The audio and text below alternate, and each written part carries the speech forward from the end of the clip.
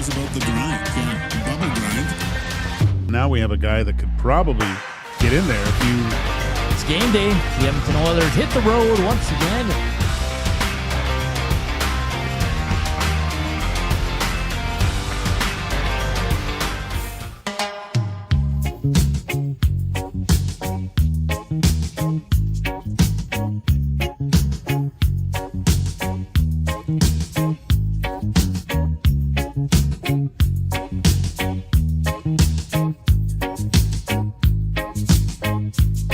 I'm your huckleberry. Skin that smoke wagon and see what happens.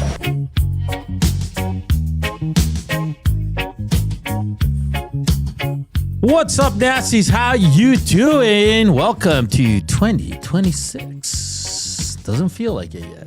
No, it doesn't. I think Monday I'm going to feel like it's the new year. Yeah, I need that rollover. Yeah, it still feels like I'm in vacation mode. Why are we here? Dusty made us. It's Joaquin, Gage, Hernan, Salas, Zach Kubish with you on the Friday edition of EST Afternoons live from the William Huff Studios. Of course, all presented by Edmonton Sports Stock, which is presented by Play Alberta. Deposit $50 or more, you get a $50 free bet or a $50 casino bonus. EST 50, EST Casino, EST Sports are your promo codes. Fun show today. Zach to the Future returns. We got Zach this time. 90s animation. All right. Should be fun, Joaquin. Should be great. Anthony Mingioni from hockeyhotstove.com covering the Philadelphia Flyers. We'll get a good idea of what the Flyers will present the Oilers tomorrow. They're also coming off a bad loss on New Year's Eve like the Edmonton Oilers. So it's going to be a fun show. Of course, the two young guys called up, Hutson and Howard, we're all over that. But first of all, guys, how was New Year? How was your New Year? Because you worked, the wife was at the game. Did you go anywhere after? Yeah, we went to just a friend's place down the road. Oh, perfect. Well, not perfect. No? All that talk about me not doing, I can't wait to hear this. My gosh. Big talker, Betty Crocker. I completely obliterated myself to the point. My wife, oh my gosh. We got home, I think around 5. And oh, wow. Yeah. And the beer was flowing like wine. And their neighbor, who I thought drank too much and went home. And then his wife was, I think I lost my husband. She left, but he came back. Oh. And I brought a bottle of Pinot that I was drinking. He brought me another bottle of Pinot and this massive bottle of Don Julio. Oh boy. And so then it was LMFAO. LMF, yeah. And then it was shots. Oh. And then, not so great the next day. You're in rough shape?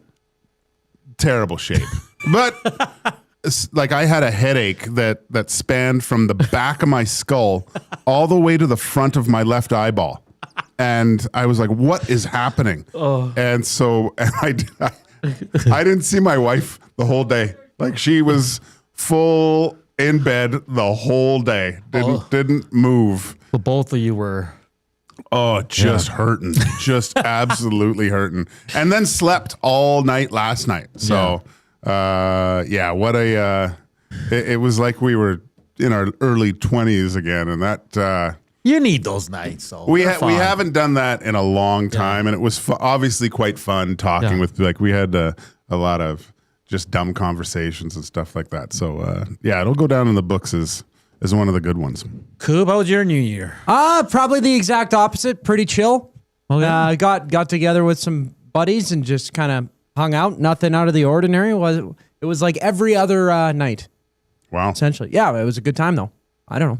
Good company. You know, well, everybody does it different. I had some wine, had some whiskey on the rocks, but nothing crazy. It wasn't... see, I didn't eat all day too. That's what hurt. I didn't eat, and then I probably drank a bottle of wine and a little bit, but then the shot, I didn't do the shots. I didn't shoot them. I just sipped them. But that's. Oh, wine and shots, never a good deal. Wine to tequila Not always a good thing. I've done that many a night. my Wow. friend. Yeah, that's I remember you when you did that. I actually felt pretty good because I didn't drink a lot, but even yesterday while I was cooking, I had a beer. Yeah. It felt like a beer, and I was fine. So Yeah, I had a beer late that helped out a little bit, but the whole night you would have. I was watching because the TV's on. I'm laying with my dog on his dog bed on the floor. Yeah. Watching the Harry Potter series because it was on like the marathon, and I tried to. I go, I'm starving, and I didn't want to cook anything, so I actually made I don't even have one. I skipped the dishes. I downloaded the app and set up an account, and I tried to order, and it hurt so much, and I turned it off, and I napped for an hour. And I must have went in to skip the dish because I thought maybe I'll get Chinese food, and it sounded great, and so I made my whole order, and then I was trying to, and my brain and my fingers, I just couldn't do it, and then I just shut it down. you know you're hungover when you're downloading the skip app. You just don't want to move, right? That's just a power move. Notes, please just come in and put it all on my chest. Instructions. Walk in, turn Walk left. in. I'm laying on the floor in my living room. Just put it right beside me. Oh, that's too funny. 2026. Hey, listen, you did a great job. You and Gene looked sharp. Oh, yeah? Oh, yeah. Thanks. Nice little outfit. Too bad the game stunk. Oh, it was terrible. Yeah. Ingram looked bad. Terrible. Everybody but McDavid didn't really play well. Yeah, he was flying, man. But no, it was. I heard you come in and that someone was complaining about Draisaitl. Yeah. I agree with that fan. I think he's been not good these last two games. He's had when you can tell when Draisaitl's off because he's got the straight legs. It's like he's got splints on his knees don't bend, and that's when he's just not in it. It didn't move well. Not a lot of. He was trying to do things, but there was no speed. Like that one play where he was kind of like on a breakaway, and he just stopped moving his feet, and then he realized, oh, I'm going to be caught. And then he had to make a bad play. That's just not Leon, right? That kind of play was indicative of how his last few games are going. He's got to get it together here. Yeah, it's wasn't a good game. I thought Ingram struggled. The power play was a little bit off, obviously. And like I said, they're going to have nights like that. It's going to happen. It just sucks. It was New Year's here in Edmonton. Everybody there. I'm sure everybody there was fine. Oh yeah. Well, there was a ton of Boston people, right? Yeah. So they were having a great time. Swayman was really good, right? He's a good goaltender. Ingram, not good. First, you play in the trapezoid, right? It's a kind of a mental mistake there. And then you allow when something like that happens for a goaltender, when you take the penalty, you got to make sure you kill that. Yeah. And then you get scored on from behind the net. That can't happen. That's a horrible goal. Just terrible, yeah. And it was. I mean, then he battled, right? He made some saves, but then it all came crashing down with some bad goals late. I didn't like the one where Ingram hit it with his glove. Oh, yeah, that was awful. That was just gross. Yeah. Super, super gross. But we move forward. The Oilers haven't looked their best since the Christmas break. They'll get another chance more against a good Philadelphia team. I mean, they're third in their division right now. They're playing well. Zegras has really come on for them. It's great to see him bounce back after some injuries with the Anaheim Ducks. But guess, Joaquin, today the big news is Ike Howard, Quinn Hutson get the call up. They were on a kid line today at practice with Savoy playing center. Now, Savoy did play a little bit center in Bako last year. Hasn't played it. Your thoughts on the call-ups? And me and Tom were discussing on the old stream. You have to play him more. Well, that's the whole reason you're calling them up to see what they got, right? Yeah. And how, Hutson, at least he showed with, 7 minutes? He was, he was actually noticeable, right? Yeah. So maybe by putting that line together, a little youthful exuberance, as they say. I don't mind it, but I think he's done a pretty good job of keeping away from loading up the big two, right? Mm-hmm. He's let those kind of percolate a little bit more. But yeah, you got to. well, first they have to show that they earn the ice time, right? You can't just throw their sticks out there, but you also have to let them kind of find their game. But the good thing about it is they're both going to be coming up here with a boatload of confidence. Yeah. Compared to last time Ike Howard was up here, he's just trying to find his way. Now he's got probably his feet under him a little bit. He's had some success at the pro level.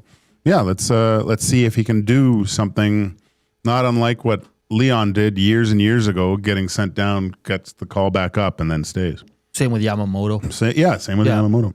So for me, I don't mind the kid line, but I just feel like Knob was going to go away from it because they are a kid line. So I almost want to see these guys on separate lines. Would you? Because Reed and I were talking when we heard this news. We were kind of doing playing around with some lines. Because Knobloch after the game on Wednesday said Rozovic needs to be in our tops. Mangiapane, get out. The only guy I'd moved from the top 6 to create more balance is RNH. Are you okay with moving RNH off that line, put him on the third line, playing him with Hutson or Howard, and then moving one of those young guys to play with McDavid? Could be even Savoy. Yeah. I mean, I would rather Savoy, actually. I mean, it's tough because the reason why I like the kid line is they're kind of all in the same boat, right? Yeah. Okay, we got to be, in the discussions before the game, we got to be responsible, make sure we don't get scored on, but let's do our best to try to contribute offensively. They're all kind of along the same lines. When you get called up with Connor and the top lines, it's like, okay, I gotta make sure I get the puck to Connor and stuff, and like. I like them all playing together. See what you have with them. See if they can, because obviously there is something with Hutson and Howard right now, right? Yeah. So you already got some familiarity of them playing with her, and I mean Savoy's a good player too. So yeah, and I'm okay with it too. I love kid lines. We saw the one in the '90s that was part of the Stanley Cup championship team: Adam Graves, Martin Jelena, and Joe Murphy. I'm intrigued by it, but knowing Knobloch, that's what worries me. Like, if it was Nuge or Henrique between Howard and Hutson, I think they'd get more ice time. But we'll wait and see. It depends on how the game is going as well. But these guys have deserved it. Ike Howard, all he's done since going down is prove that he can play.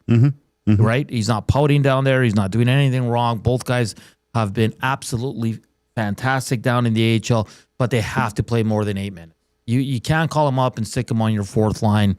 Listen, for me, Fredericks, he hasn't done anything all year. Henrique's on an all-time scoring drought. Mangiapane, there's rumors he's going to get moved. He played 7 minutes on Wednesday.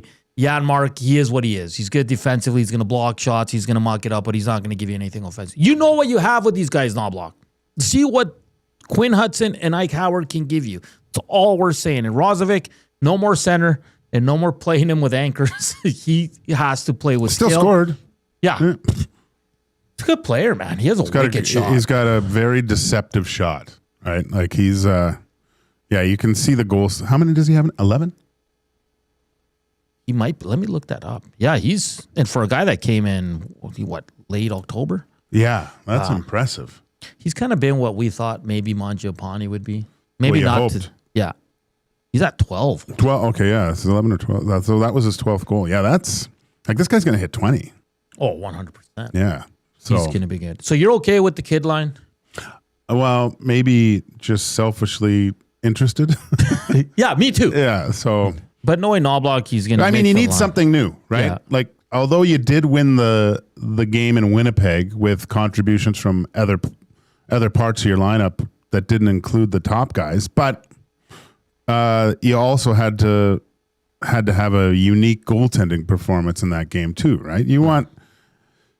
Look, Leon and Connor aren't going to score every game. I get it. So try to find something that you can at least fall back on at certain points. You know, right? Instead of just loading up the big two. And it sucks for Max Jones because he's another guy that all he did when he got into the lineup was do exactly what they wanted him to do. He scored a goal, he hits, he mucks it up. But again, guys, Frederick can't go down. Janmark is Knob's guy. Like, Knob loves Mattias Janmark. Enrique's not coming out of the lineup. And I'm not saying I agree with it, but that's just the way it is. And that's the way it's going to continue to be. Coaches do, like, they know, they're like tools. Oh, I got that guy. Yeah. That's the guy I use in this situation, right? So that there's some comfort with that. And then maybe not so with younger guys. But we'll see. Let's wait and see what the ice times look like after tomorrow afternoon's game. And So Joaquin, the two young guys up, Kapanen's close. Probably not tomorrow, but the next game. So there's some veterans right now a little nervous on this team because they're like, if I don't start producing, I'm going to be out of this lineup. well, I mean, you guys made a good point on the oil stream. There is something brewing, right? Are guys being? Are there discussions about these no movement clauses and stuff of what if they want to, if they're would be willing to do something? Obviously, with Mangiapane, there is, right. He's said so himself. So. Yeah, imagine that. No one's taking Frederick. Not with 7 years left. But that I mean, with the cap going up, Yeah. might not be as bad. It's not that bad a number, really. And can he get any worse? Like, there's going to be a bump here eventually. I hope. Dude, I just who did we have on from Boston that time? Sean Hutson. Yeah, and what really gave me pause was how he was shocked of the length of the deal, because from what he's heard about Frederick, he goes, that's the player that was here in Boston. No. But he got streaky at times and scored a bit, and then you wouldn't notice him. And I'm like, geez. Everything I always heard about Frederick was he was kind of that sandpaper and tough to, and he was kind of a bully. I thought he was a bully. Yeah, me too. And he's not. So maybe it's on us because maybe we had a Picture in our head. a picture in our head of the player. But when we talk to player that people that have watched them regularly in Boston, they're like, I don't know what you guys maybe someone lied to you, right? But I mean, they knew they were losing Evander Kane, right? Yeah. So I think, okay, how are we going to replace that type of player? And they thought Frederick was that player for some reason, but he's not. Well, and Stan Bowman said we signed him because he's a unique player with a unique skill set, and I still don't see it. Well, it's unique, all right. He does nothing. Yeah, my niece says hello from Mexico. Oh, that's all right. Thank you. Yeah, perfect.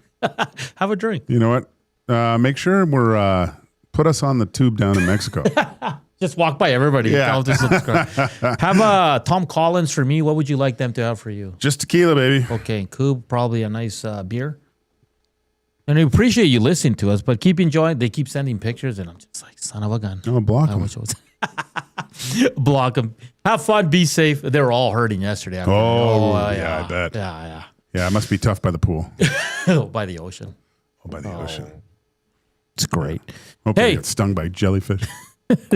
World Juniors action, Joaquin. Canada, 6:30 against Slovakia. Sweden's playing Latvia right now. Coop's going to update you on that. Switzerland, Czechia later, and then Finland, USA. We're also going to talk about the other nations naming their teams for the Olympics. Some notable players named off the U.S. We got to talk about the Winnipeg Jets, man. What is going on there? Two awesome games in the NFL tomorrow. Bucks, Panthers. Who wins that one? Because I think all the Panthers have to win or tie, and with the Falcons win, the Panthers get in. The Buccaneers need a win and a Falcons win to get in. The Niners are playing for first place in the division against the Seahawks. It's going to be absolutely fantastic. Of course, the Oilers at 1:30. Pregame show starts at 12:30. But before that, of course, Tommy and Belzy with Benny Thompson will bring you Hello Hockey. Always a fun 2 hours on a Saturday to tee up an afternoon game for your Edmonton Oilers. Of course, hit us up on the Nasty Chat. Slam that thumbs up. 100 for the start of 2026. I think nice. so. And of course, the afternoon inbox brought to you by the River Cree Resort and Casino. Check out Tap 25 Restaurant, where the prime rib special is just $18.99. Available 7 days a week from 11:30 a.m. to 11 p.m. On the other side of the break, more Oilers, and we'll look at some other countries' rosters for the Olympics. That's all coming up here on EST Afternoons.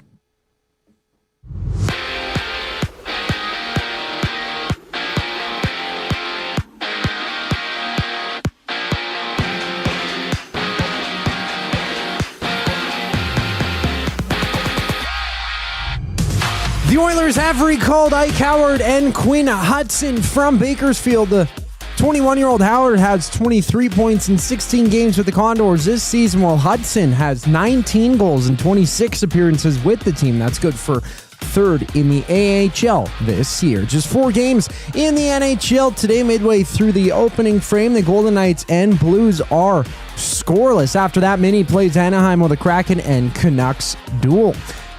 World Juniors quarterfinals action. Canada faces Slovakia at 6:30. A trio of other games are on tap, having Sweden and Latvia midway through the first. The Swedes holding a 2-1 lead. Olympic news: Team USA, Finland, and Sweden have all been announced for the upcoming Winter Olympics. Mattias Ekholm did not make the cut for the Swedes after making their Four Nations face-off roster last year. For the Alex Brock, Mogensen has signed an extension to stay in Edmonton through the 2027 season. And in the association, it's OKC and Golden State tipping off at 8 o'clock with 10 other games around the NBA. This sports update is brought to you by Windsor Plywood Leduc. Locally owned and operated since 1993, they're more than just plywood. They offer everything from doors and flooring to decking, fencing, and custom millwork. Windsor Plywood Leduc, they're the experts you need to know. We talk some Olympic rosters next on EST Afternoons. I'm Zachary Kubish, and you're up to date. The Nielsen Show with Lieutenant Eric. Chris Johnson of TSN and The Athletic. There's a pretty good spirit here of trying to see a good outcome. And I think there's teams out there that, even looking at the way this last few months has gone for Mangiapane, still see the ability for him to maybe come in and bring some secondary scoring to their teams. And we'll just have to see where that ends up. The Nielsen Show with Lieutenant Eric. Weekday mornings, 6 to 9. Only on Edmonton Sports Talk, your clear choice for Edmonton sports. Since 1952, William Huff has been the heartbeat of Edmonton's advertising world. From humble beginnings to a citywide powerhouse, we've been the go-to for signage from print to design and installation. Partnering with Edmonton's top sports franchises and major events, we've helped shape the city's global reputation. Our secret? Unmatched customer service, decades of experience, and a passion for excellence we call the William Huff Advantage. Visit us online at williamhuff.com. From our Sentinel Storage family to yours, wishing you and those you love a wonderful holiday season. A new year filled with an abundance of great health, much laughter, successes that make you smile and delight, and to be surrounded by people and places that make you the happiest. Looking for flooring? Paramount Flooring has it all. Sales, service, and expert installation with options for every style and budget. Open 7 days a week. We've got you covered. Quick delivery and in-stock deals. Plus, EST listeners get 10% off. Visit ParamountFlooring.ca today. New Year's Eve, join River Cree Resort and Casino for a spectacular show like no other. Get ready for Material Girls, an amazing tribute to Lady Gaga, Adele, Shania Twain, Madonna, Blondie, Pink, and Cher, capturing all the elegance and essence of these mega stars in one unforgettable concert experience. Material Girls, December 31st in the venue. Hurry, get your tickets now at rivercreeresort.com. River Cree Resort and Casino. Excitement, bet on it. Where holiday cheer meets great beer. This season, celebrate at the Canadian Brewhouse. From plated dinners and festive buffets to casual pub-style parties, we've got the perfect space for your crew. Book your holiday party today at thecanadianbrewhouse.com.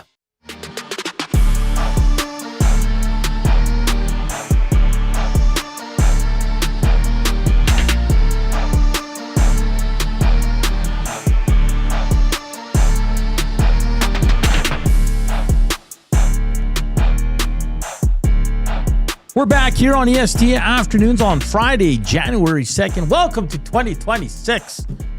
You still hurting from your party on Wednesday? Let us know. River Cree inbox 780-218-9999. Or on the nasty chat. Only 23 thumbs. 23 thumbs. 94 watching. If you haven't slammed the thumbs up, please do so now. Please. If you missed it, the Edmonton Elks with some news today. They've signed linebacker Brock Mogensen to a 2-year extension. He was excellent last year. He came in relief for some injuries, and one of the big reasons they traded Niles Morgan. Our boy got traded, man, over the holidays. Really? To Ottawa. Oh. Yeah. He's still making his home Edmonton, but he'll obviously head out east for the season. But with the logjam at the position with Nick Anderson, Joe DeBlanco, Mogensen, Logan Jr., Jalen Garnes, who can play there, you knew something had to give. So Ottawa's getting a hell of a person, hell of a player. We're going to miss Niles Morgan in here. He was here since the COVID season, and man, he went through some rough seasons and always had a smile on his face. One of the good guys, so we wish him the best. But good for Brock Mogensen, really friend of the show too. Mm-hmm. Yeah, really good guy. So that's some Elks news for you. Have you watched any World Juniors? I watched the Swedes US the last game there. Okay, and a little bit of the next one where the Canada. And who was it? Canada, Finland, where no one could stop a puck for the first 5 shots. That was interesting. I'll probably start watching in the semis because they're going to beat Slovakia. Well, you hope. You never know, man. Do you like the team has a little bit of they're being a little bit of little brats? They are brats, though. That's their. But Canada's always the nice guy, right? And this year they've come in with a little bit of attitude. A little bit more attitude. Yeah. Yeah. Okay. That's fine, right? Just back it up, though.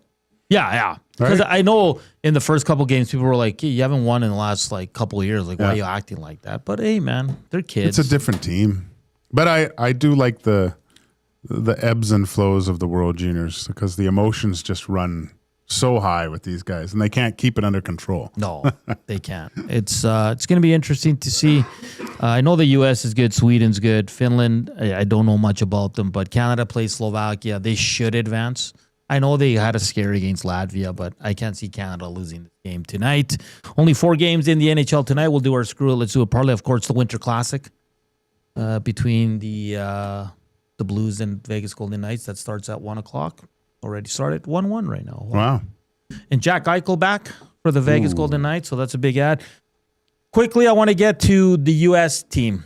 So this is their roster: Joaquin Boldy, Kyle Connor, Jack Eichel, Jake Gensel, Jack Hughes, Clayton Keller, Dylan Larkin, Austin Matthews, JT Miller, Brock Nelson, Tage Thompson, Brady Tkachuk, Matthew Tkachuk, Vincent Trocheck.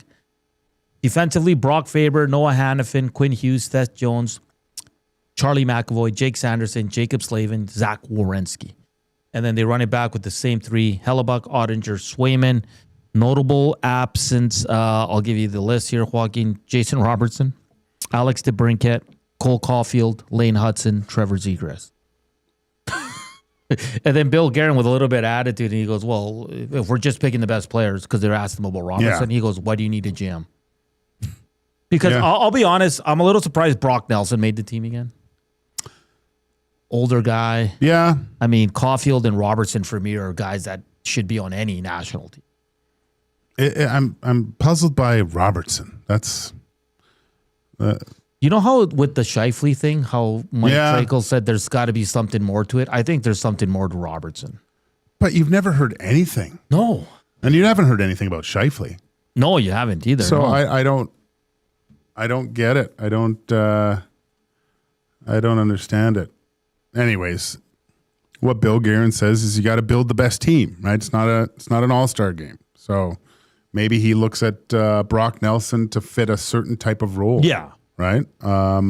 Even with the Trocheck, you're looking for a certain role with that one. Like the new guys are Keller and Tage Thompson. I think those are the new guys. Quinn Hughes, obviously, because he was hurt. He was hurt last time. But the nice thing about they have Faber. I don't know. Hughes doesn't play with Faber too much, does he? Or does he play with Faber? I think they're a pairing. I think they are a pairing. Yeah. So you automatically get someone, at least there's a month of familiarity there. Of course, you have Seth Jones. Werenski's a beast. Slavin's a beast. Slavin is, it's weird because you have Quinn Hughes, but Jacob Slavin, you watch him play and it's just, he's amazing. Yeah. It's absolutely amazing. So when you look at that USD core, it's better than Canada's. Yeah. So I was going to ask you, because Canada has the best defenseman in the world, but the U.S. has the best group. The best, well, on paper, right? Yeah. It's an all-star team of defensemen. It is. Right? They left Lane Hutson, who's young, probably the Schaefer treatment. He's getting the Schaefer. And to be honest, who are you taking out for Lane Hutson? I'm not taking any of these guys out.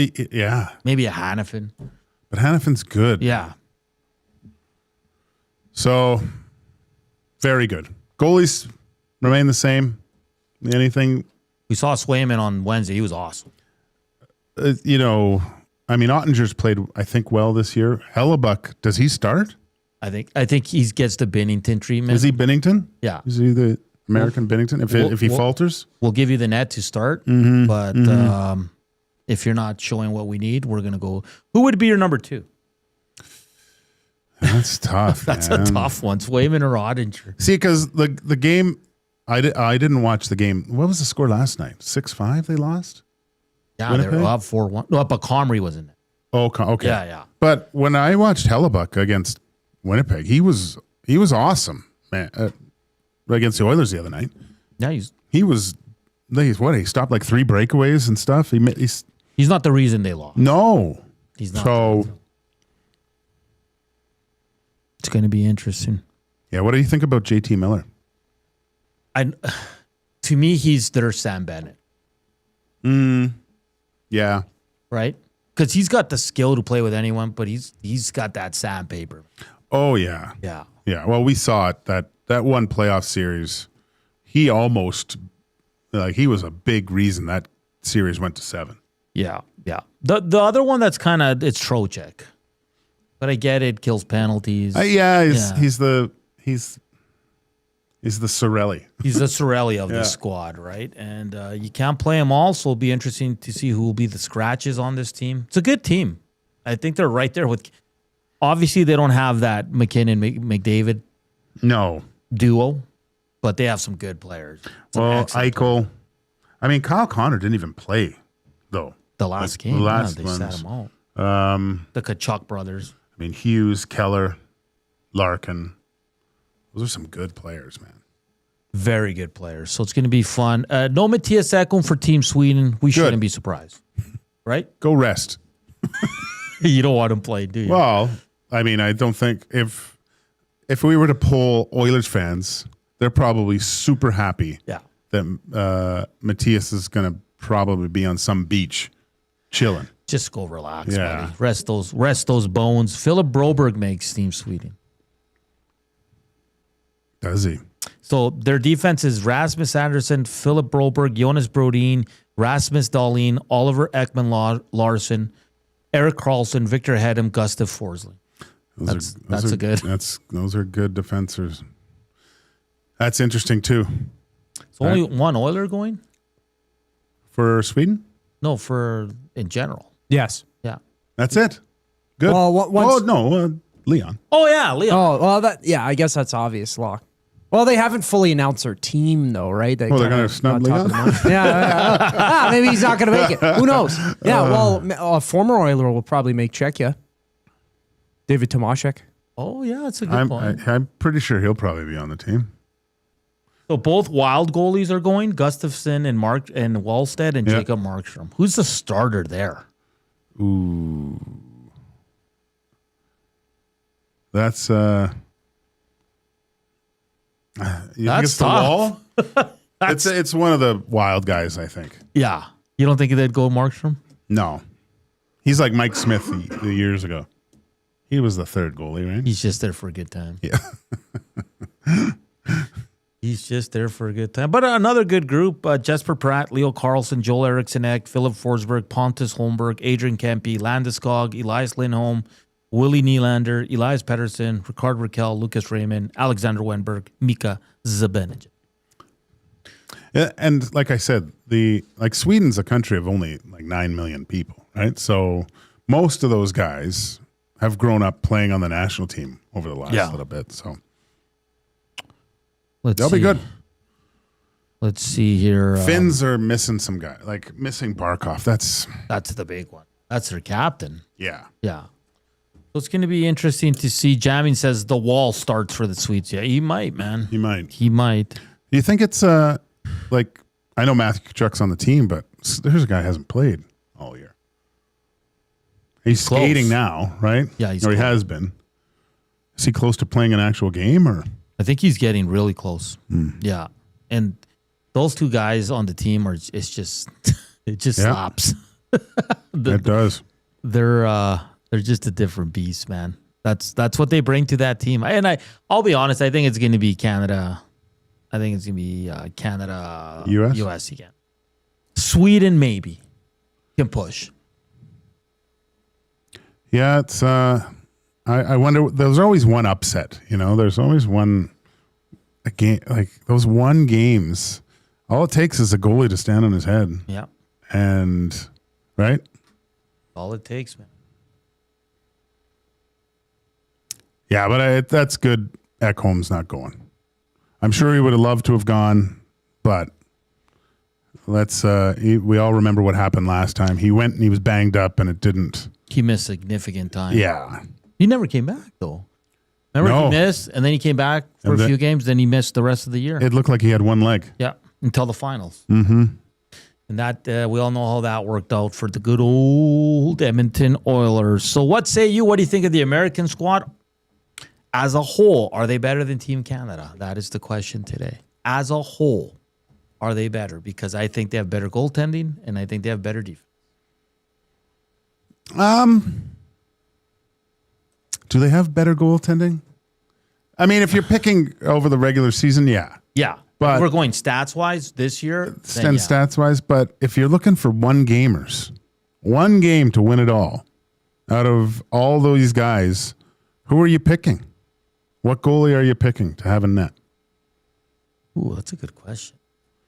Because I still think I lean towards I lean towards Binnington. And the American goalies haven't had as much success. And then you have Darcy Kemper, who's won a cup. Mm-hmm. Like, if you're going for a guy that's been in the big pressure situations, there's 2 check marks with 2 Canadian goaltenders that you have to pick over the Americans. Now, I mean, if you're playing 82 games, yeah, you'd probably want an Ottinger, a Swayman, or a Hellebuck. Yeah, right? But I don't know, man. It's close. I might still give the edge to the American goaltender, but it's not as big a gap as you think. Yeah. So it's going to be interesting to see. Can't wait for February. Can't come soon enough. All right, on the other side of the break, we'll get away from sports. We're going to do Zach to the future. And then in hour 2, more Oilers. We got more questions about Quinn Hutson, Ike Howard, what they're going to do with the lineups. Pickard likely getting the start in net there for the Edmonton Oilers. Anthony Mingioni from Philly will join us to talk all things Flyers. We got the Screw It, Let's Do It parlay, courageous moment for Alberta Blue Cross. All that fun stuff still to come. Slam that thumbs up if you haven't done so. And of course, portions of this hour brought to you by the Canadian Brew House. Sorry, I'm just looking for the liner here. Pizza Sunday's back at the CBH after 4 p.m. Grab it an 8-inch 2-topping pizza for just $9.99. And then you can wash it down with $6.99 doubles or $1 off Bud Light tankard. Zach to the future on the other side of the break.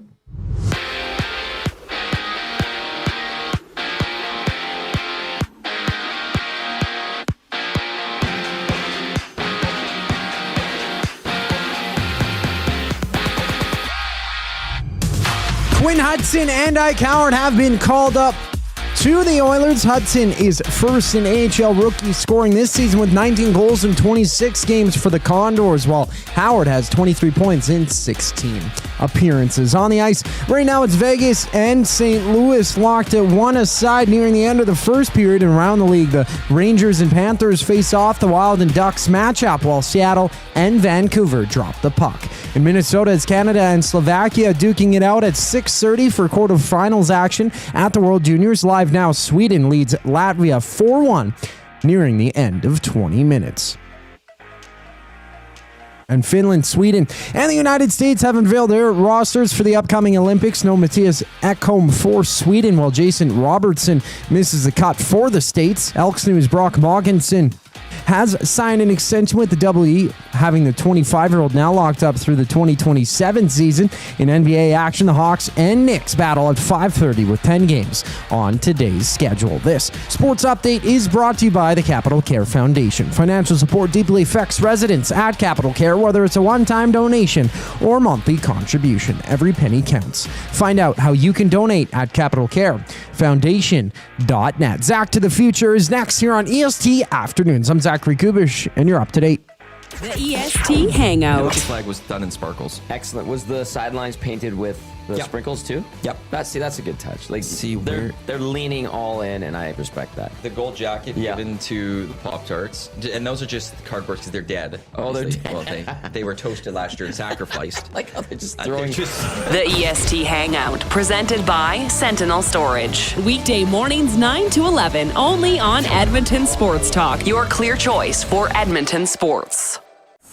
Hockey is heating up, and so is the excitement on Play Alberta. With casino winners every hour, jackpots worth millions, and revenue that stays in the province, there's never been a better time to sign up. Right now, our listeners can score a $50 free bet when they make a minimum $50 deposit with code EST50. That's code EST50 for a $50 free bet. Start playing with your game sense today to find out if you're Alberta's next winner.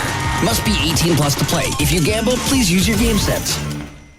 At Firehouse Subs, our subs are freshly toasted, stacked high, and crafted to satisfy. Each sub is piled high with premium meats, melty cheese, and toasted to perfection. Firehouse Subs brings bold flavor to every bite, all served on a freshly toasted roll. But we're not just feeding Edmonton, we're fueling it. Dig into the brisket hat trick, piled with slow-smoked brisket and melty cheese. Or go to the Firehouse Subs fan favorite, the Hook and Ladder. Made to order with smoked turkey, honey ham, and Monterey Jack cheese on a perfectly toasted roll. With 15 Firehouse Sub locations across Edmonton and the greater area, it's easy to grab a hot and hearty sub close to home. Firehouse Subs. Hot, hearty, made to satisfy. Weiss Johnson, whoa.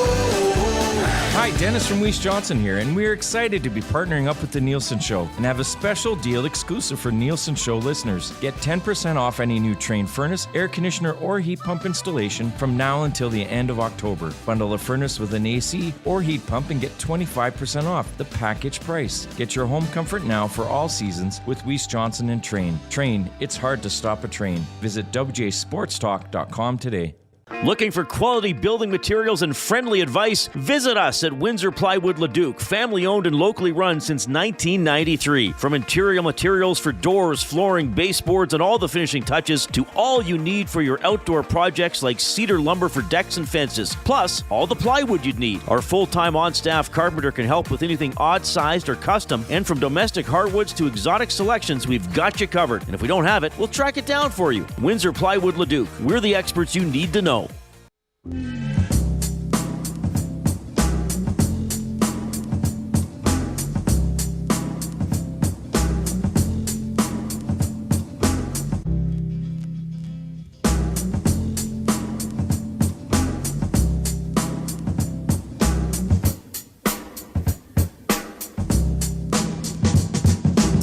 We're back here on EST Afternoons. How you doing out there? Are you still off? Back Monday to work?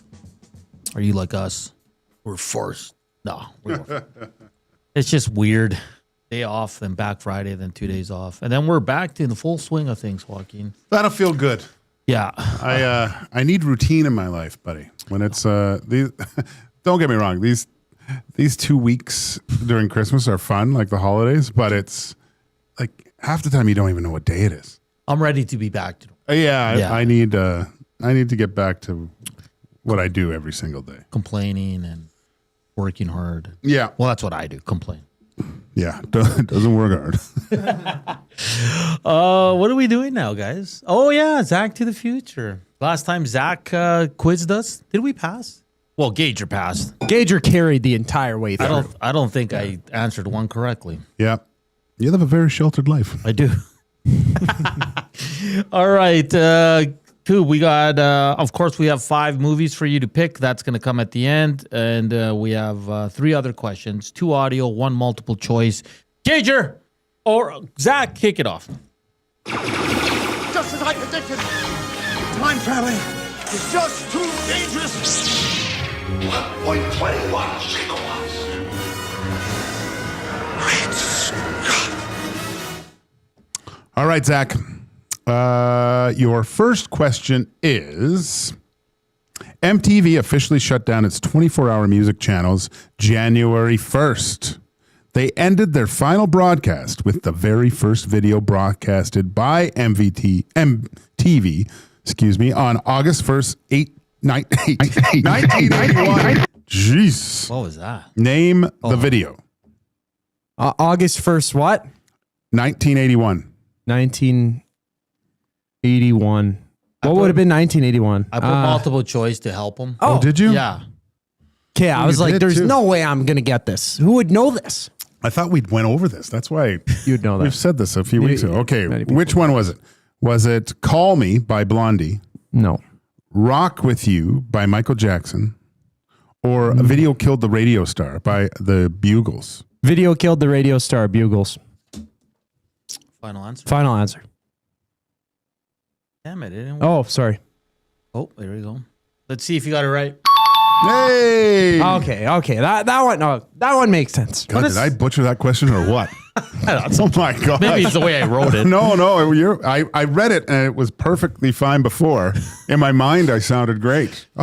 How sad is it that MTV officially shut down its 24-hour music channel? Did you watch a lot of MTV? Back in the day, yeah. You know, when Not I was lately. when I played in Germany, because there's not many English channels, obviously. Yeah. But there would be.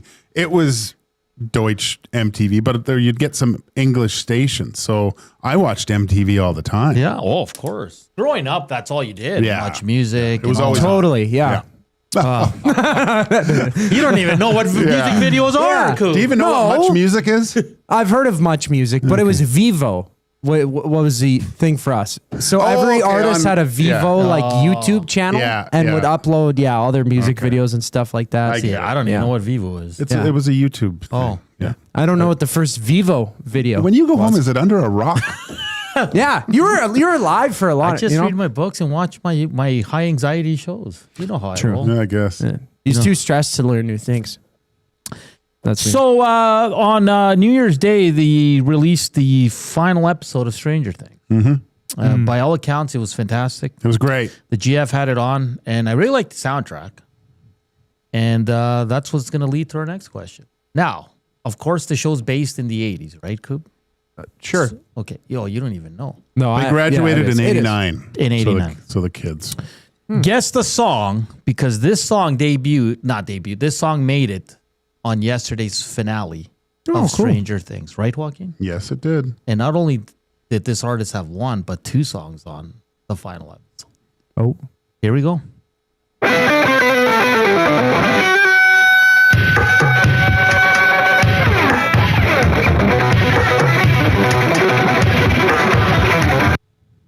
Do you know it?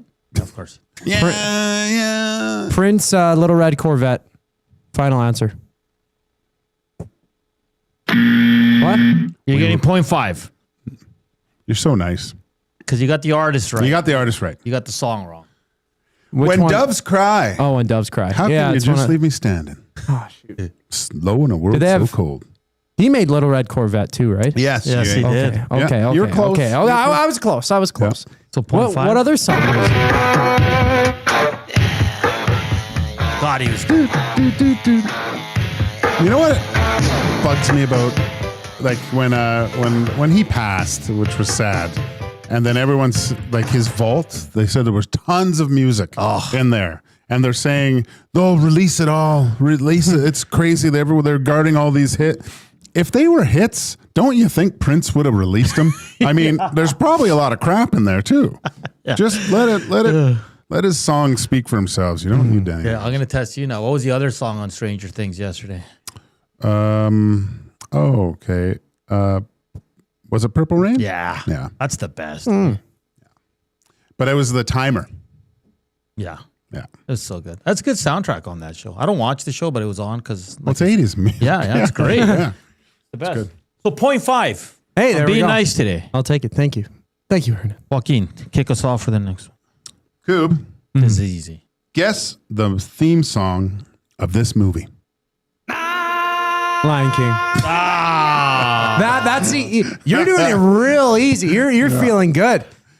New year, new Hernan. That's good, Coob. Have you seen The Lion King? Come on. Well, Yeah, you probably watched as a little kid. I used to watch But he was born in 2008. Yeah, Yeah, but they're you classic don't think that's movies. on? See, this is the thing. When you have little ones, you throw them in front of the TV and throw the Lion King on. They just sit there and look at it. Yeah. Yeah, exactly. Okay, so now these aren't the movie posters. These are just like images of the movie. They're pretty. They're pretty easy, man. You should get it. I'm not going to get a single one now that you say that. Here is your first one, Coob. Oh, wait. That should be really easy. I want to say Snow White. That's Cinderella. I think it's one of the silly Disney princess movies. To be fair, I haven't seen this probably since I was 5 years old. Cinderella. Yeah, it's Cinderella. Final answer. What was that? That was Anastasia. No, that was Beauty and the Beast. Was it? Yeah. Okay. I've never watched either of those movies. Yeah. Okay. I've never watched. I haven't even seen the. I haven't watched Beauty and the Beast. Beauty and the either. Beast? That's Beauty and the Beast? Yeah. What's Well, her there's name? no Beast. Belle? Belle, yeah. Yeah. Shoot. Okay. All right. I don't know why I Okay. said Cinderella. That movie's way Those old. Disney princesses all look the same. Yep. The next movie, you got to guess the name of the movie and what number it is in the movie. Okay. Okay. Toy Story 2. Final answer. Final answer. Yay! Let's go. That's one I don't remember. Jesse. Yeah, Jesse. That's when Jesse's introduced. Yeah. That's a good one. man. That's, Yeah. they're all- Maddie reminded me of that one. Here is your next one. Aladdin. Ah, damn it. These are too easy. These are pretty easy. I didn't even have to say final answer there. Have you seen Aladdin? No. Here's number 4. The Iron Giant. Ah, that One of the is most so underrated good. movies. So good. Oh my that gosh. movie. okay. And here, I thought Iron Giant, I'd get him with that one. Oh, okay. Here's the last one. Yeah. I've never seen. I have no clue who that is. So it's somebody in the snow. What? Well, I've probably never seen this movie actually. Is it like a? No, it's not about war, is it? It's a kids movie. Can't be about war. Well, it could be. You know what? I'm gonna go to the nasty chat for this one. No one has it on the nasty chat yet. Nope, absolutely nobody has it on the nasty chat. Max Bezzozu saying Toy Story 2 is better than the first one. Well, I don't know about that. I showed Reed these. Reed didn't get this one. Oh, didn't he? No. I wouldn't. Somebody's saying Robin Hood. I know that's not it. That one is Anastasia. Should I believe Max? It's Anastasia. Final answer. Final answer. Yes. What is that movie? I can't really remember the whole premise. I remember watching it though. I've actually I never probably heard fell it. asleep like 5 times during it. Yeah. I'll be honest, I've never watched it either, but it's It's the Russian one. Right? the evil wizard Rasputin puts Yeah. a hex on the royal Romanov and young Anastasia. Yeah. Ah, yes. Probably got- wasn't that great of a movie. It's got 82% on Rotten Tomatoes. Really? Yeah. Rasputin, Russia's greatest love machine. Which one's your favorite Toy Story? My favorite Toy Story? Because a lot of the nasty chat said Toy Story 3, and that's not Toy Story 3. Yeah, no. That didn't come out Wait, until is the it? 2000s. No. No. That's the first one with Jesse there. Or the second one. I haven't seen the fourth one, but I like 3. I do like 3. The fourth one's good. They're all good, man. They're all good. You know what? I'll have to go with 1 just because that was the first. Was that not the first Pixar movie? Like, I think you're right. I thought think that it was the first Bug's one. Life or something. No, I think A Bug's Life is DreamWorks, isn't it? Oh, that's first DreamWorks movie. Because Shrek came out, yeah, and then Pixar came out with Toy Story, and it was like, are you kidding me with this thing? Yeah, Toy Story. Yeah, 95. Yeah. first Pixar movie, Toy Story, 1995, with Spike, the crazy neighbor kid. Yeah, but it's like they do such a good job with they're all wrapped together, right? Because like in Cars, there's Dynaco, and you see Dynaco in Toy Story and all the other things. Is Toy Story 3 when they go to the daycare? Yeah. The best part of that movie is when Buzz Lightyear's settings get turned to Spanish. Oh, yeah. And he's got like the romantic voice. Yeah. Oh, that's good. Which one's the fourth one then? See, I haven't watched the fourth one. Fourth one is... Yeah, which one's they go to a different kid's house or something? Yeah, I think so. Because I thought I think even Quentin Tarantino was quoted saying Toy Story 3 is one of the best movies ever made. and they should have ended it. He didn't like that they made 4 because it was a perfect ending. And you know they're coming out with 5? Of course they are.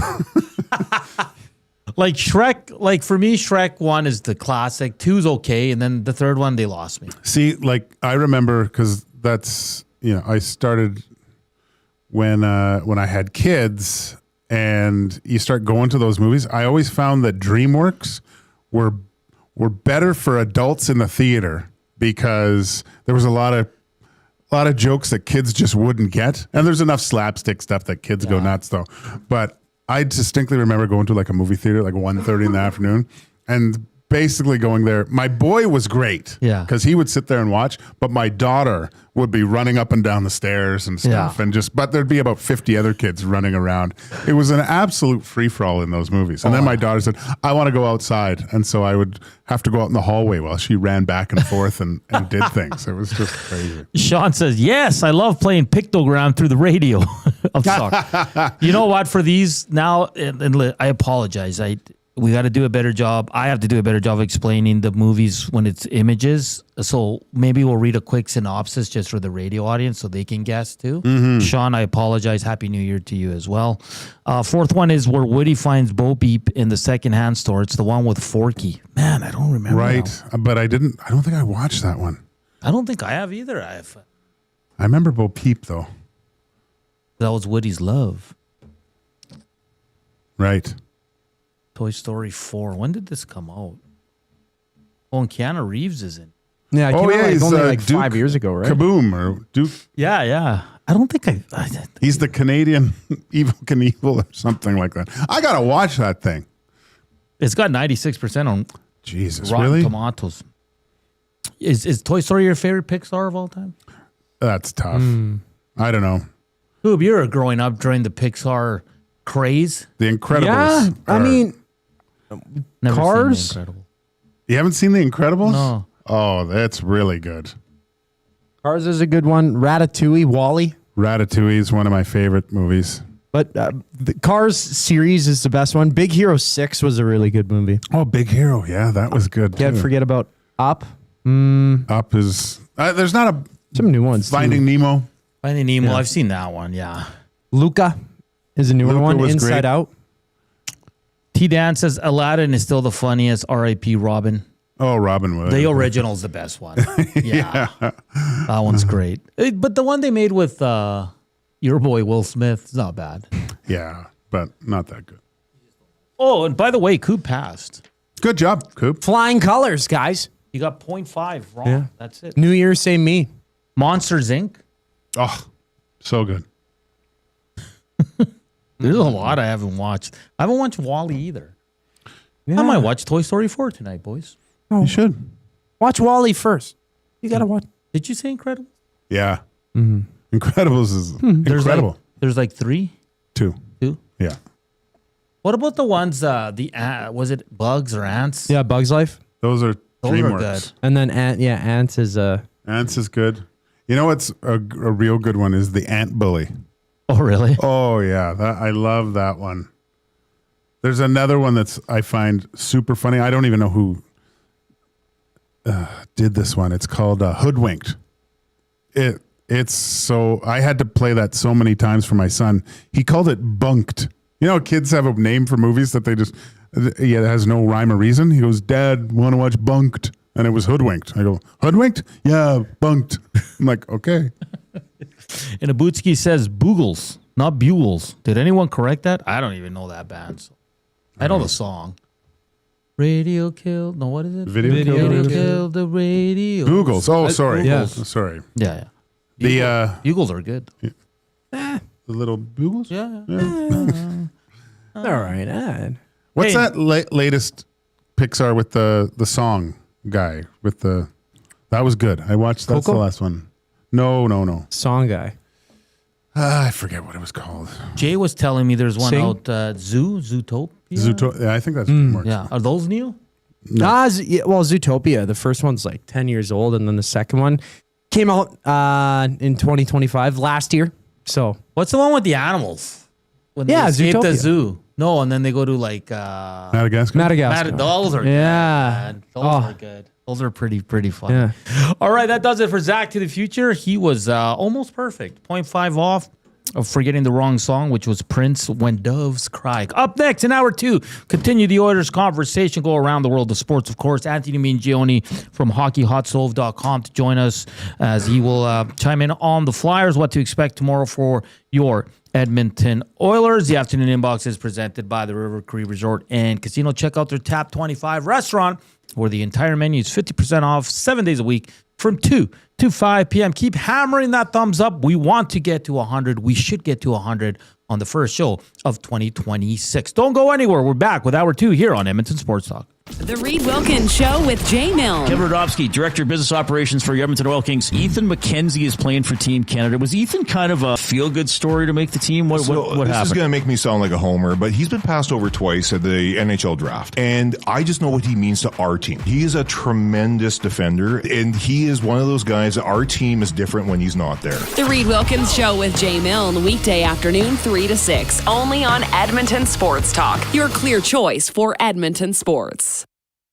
Running your own small business takes courage, and as it grows, so does your team. That's why Alberta Blue Cross offers health, dental, life, disability, and wellness benefits designed for small businesses, because we know a healthy team means a thriving business. Join over 5,000 Alberta businesses who have chosen us to help their business grow and succeed. Alberta Blue Cross takes care of you and your employees, so you can take care of your business. Visit ab.bluecross.ca to find a plan that's right for you. When gambling, set a budget before you play. Stay informed and visit GameSenseAB.ca to learn how. Remember, if you gamble, use your game sense. You've heard the name, but what does it mean? For over 66 years, William Huff Advertising has supplied signage from screen printing to digital to LED with design, production, and install in-house. It's a one-stop shop for all your signage needs. Edmonton owned and operated, William Huff has been trusted by the biggest companies and teams in the City of Champions and many others across the country to do the job. If you're looking for a way to get the word out about your company or event, they are the answer. Go to www.williamhuff.com. Their results speak for themselves. Skip the couch and hit the Canadian Brewhouse. Your home for every puck drop, every goal, and every cheer. With ice-cold drinks, massive screens, and the best fans in town. This hockey season, our house is your arena.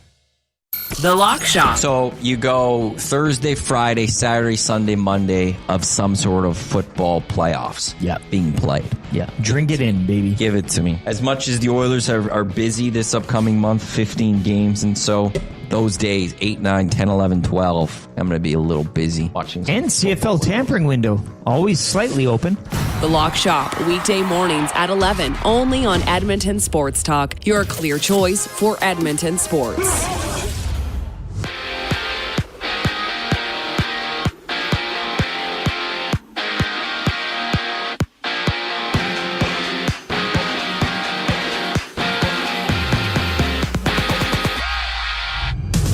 The Oilers have recalled Ike Howard and Quinn Hutson from the AHL. 21-year-old Howard has 23 points in 16 games with the Condors this season, while Hutson has 19 goals in 26 appearances. Just 4 games in the NHL today. Right now, the Knights and Blues are tied at 1 aside early in the second period.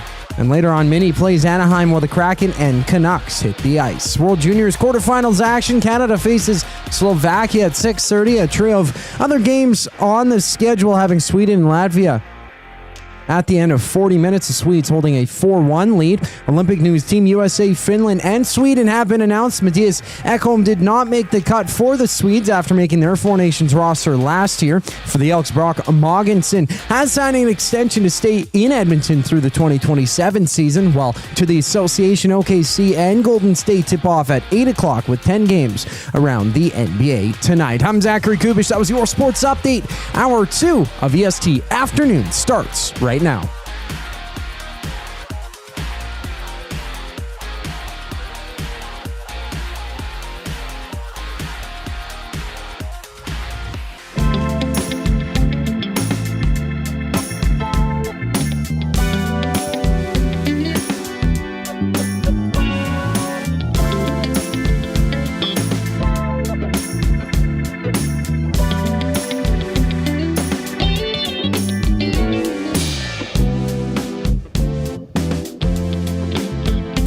Back here with hour 2 of EST Afternoons here on good old Edmonton Sports Talk, live from the William Huff studio. Since 1952, William Huff has provided industry-leading advertising solutions for thousands of Valley clients. Their unparalleled customer service, combined with decade of industry expertise and a desire to make every job the very best it can be, is what they call the William Huff Advantage. Visit their website at williamhuff.com or give them a shout.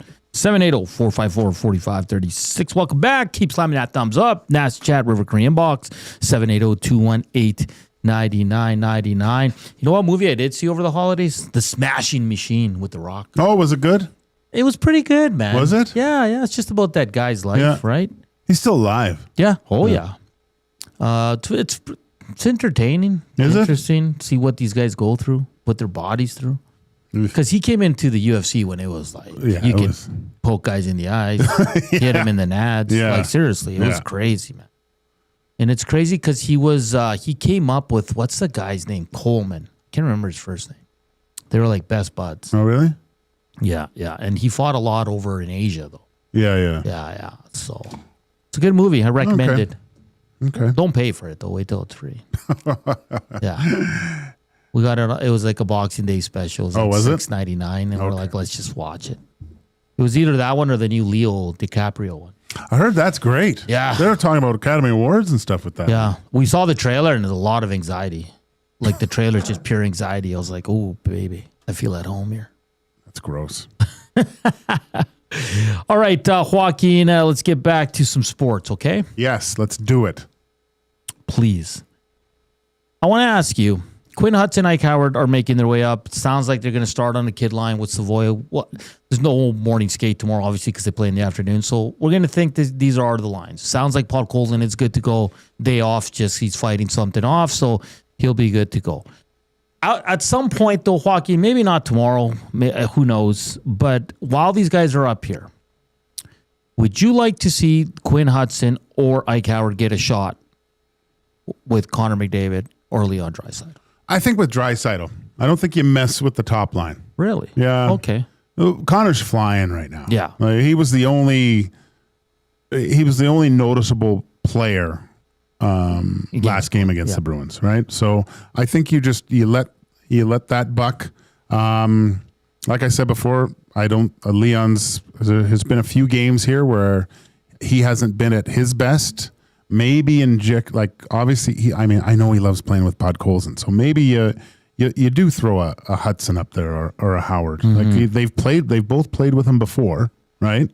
And maybe putting a guy that's feeling it a little bit might ignite Leon a little bit more. So I wouldn't mind to see Ike Howard with Draisaitl again. He's a shooter. Well, just to see what this stint in the American Hockey League has done for his progression at this time so far. So, yeah.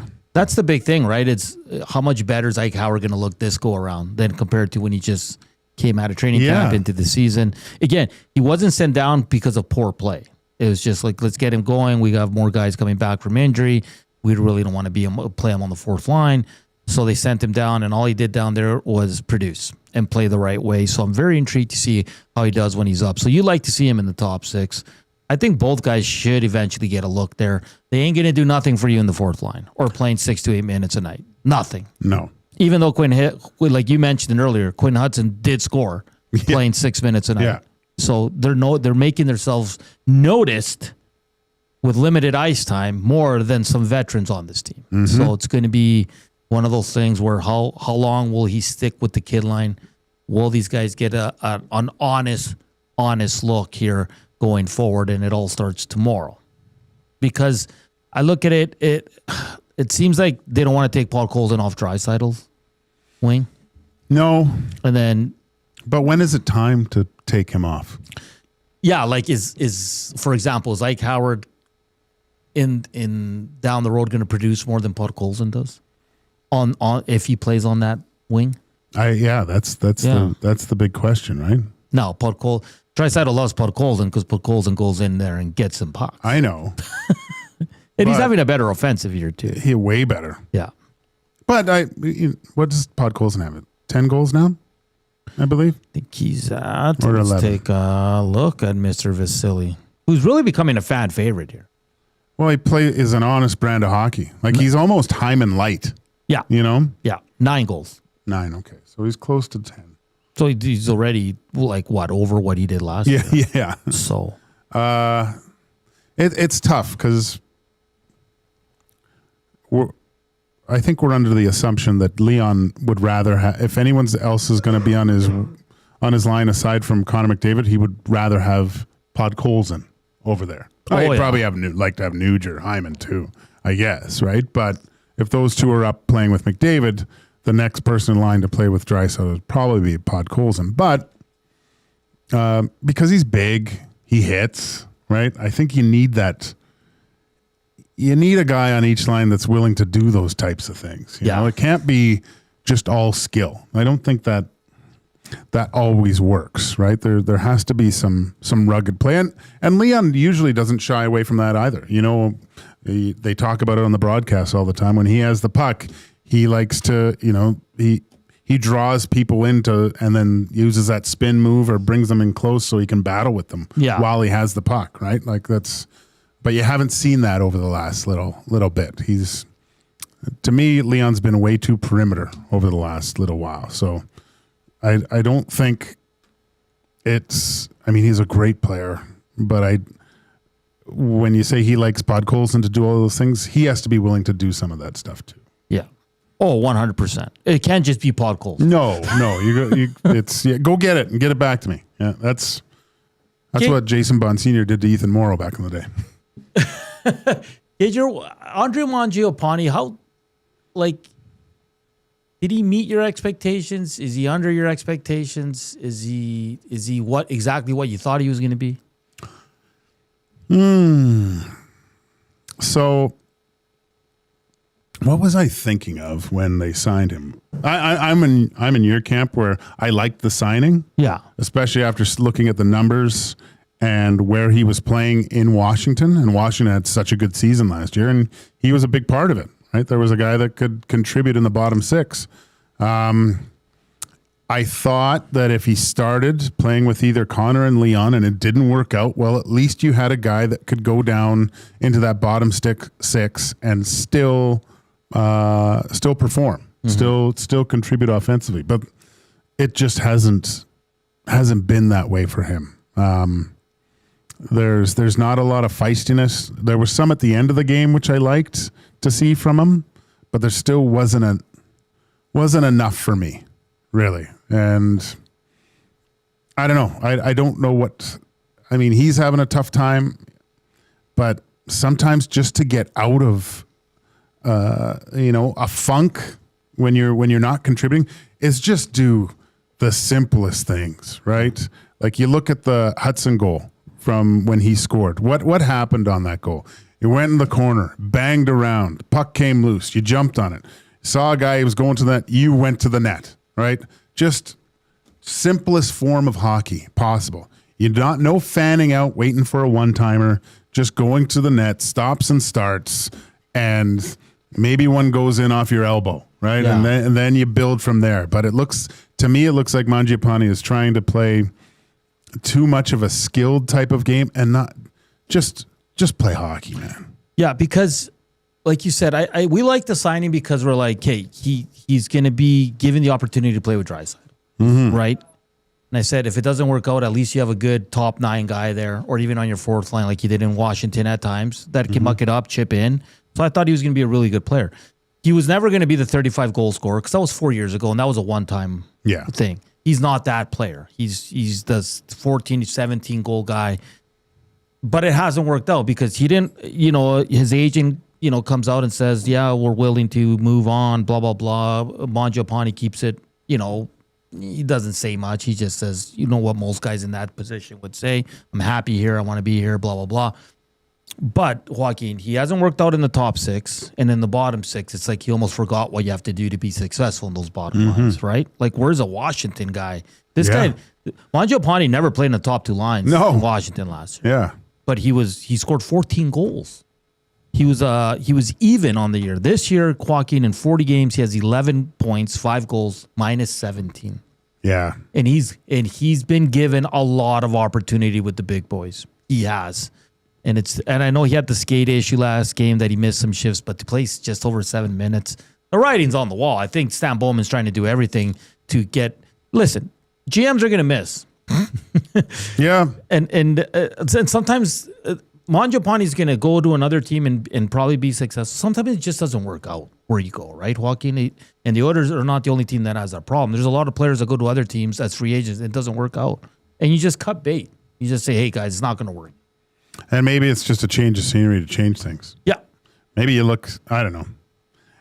To me, when everything was talking and then, they played against the Jets, I was thinking, well, maybe there's something to shake up both teams, really. Yeah. Maybe there's a player that I haven't really looked at the Jets lineup, but maybe there's someone that you can kind of flip both ways. Yeah, because he can go to Winnipeg and all of a sudden light it up. Yeah. And he started well. Remember the first 3 games? We were all like, even Trev liked Mangiapane. He scored some nice goals, right? So, and now with the emergence of Ike Howard and Quinn Hutson, guys like that, right? Matty Savoy, there's no room for Mangiapane, right? Like Lazar, every time Lazar gets put into the lineup, he does his job. I don't think anyone can complain about Curtis Lazar. No. Right? Trent Frederick, I mean, who put it in the nasty chat here? I think it was Penners. Leave the top 2 lines alone. Let's see what the kid line can do for a few games. Can't be any worse than Mangiapane, Frederick, and Henry. Yeah. Right? Yeah. So, at the end of the day, I mean, there is some rumblings. There's who knows what's happened. Obviously, Mangiapane's willing to move his no movement clause out of the way to go somewhere. So is it a no movement or no trade? Let's see. Because no movement. Joaquin, if the Oilers are able to move this, they're moving him for nothing. Like they're going to get a late draft pick maybe or a minor league player. I think at this point, yeah, you cut it loose, right? Because you want that cap room. Yeah, I think the cap space is more valuable than anything else. Yeah, this is not going to be a 1-for-1. So he has a full no trade this year. And then a modified? Modified next year. 5-team trade list. So, I mean, the reason why he got the deal he did was partly because of the success he had in Washington, right? He kind of earned it. And he's a good player. Yeah. Like everywhere he's been, he's been able to. And now in the last game, I'll give him credit. He's trying to muck it up. Like he's the face wash and all that stuff. Like give him credit for that. But could it be too late?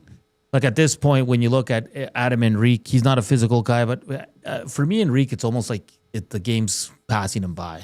He looked really good when he came. Yeah. And then in that playoff run, we were like, wow, man, you want to keep this guy in the offseason. And then it just seemed like, he aged over that summer. And he's not in the same role he was in Anaheim. I think that's the big thing, right? He's not a top 6 guy. You're not counting on him to be a production guy, score a ton of goals. Do you have time for him to play with either Connor or Leon or no? No. Do you know why, Joaquin? I just don't think he can keep up. I think he's smart enough, like a Corey, not at the level of Corey Perry. Like, I think sometimes we forget Corey Perry was the elite of the elite in his prime. Yeah. It was a Hart Trophy winner, 50 goals. Like this guy. And you could see it. Yeah. Right? And he said, he goes, it's really hard to play with Connor and Leon, but he's an older guy that figured it out and had a role on this team because he was so smart. I'm not saying Adam and Henrique can't, but I don't think they're at the same level skill-wise. Yeah.